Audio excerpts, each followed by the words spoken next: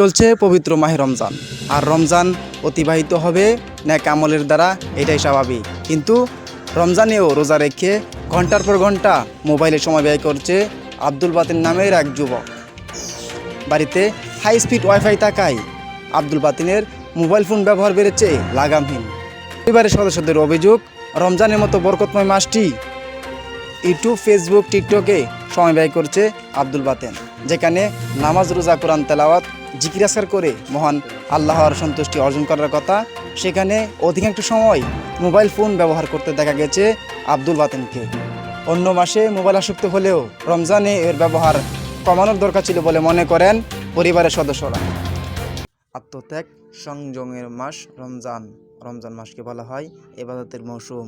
অন্যান্য মাসের তুলনায় এই মাসে বেশি ইবাদত করে ধর্মপ্রাণ মুসলমানরা, আর তাই এই মাসে ইবাদত বন্দেগী করা হয় বেশি করে।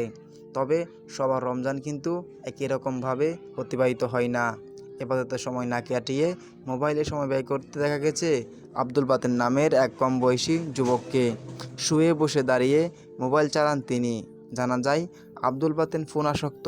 পূর্বে তার ঘন্টার পর ঘন্টা মোবাইলে সময় ব্যয় করার রেকর্ড রয়েছে। তবে রমজানের মতো সংযমী মাসে মোবাইল ব্যবহারে সংযমী হতে পারেননি তিনি। যেখানে ইবাদত বন্দেগী দ্বারা রমজান অতিবাহিত হওয়ার কথা, সেখানে ঘন্টার পর ঘন্টা ফোন চালাতে ব্যস্ত আব্দুল বাতেন। বাড়িতে ওয়াইফাই থাকায় আব্দুল বাতেনের মোবাইল ফোন ব্যবহার বেড়েছে লাগামহীন।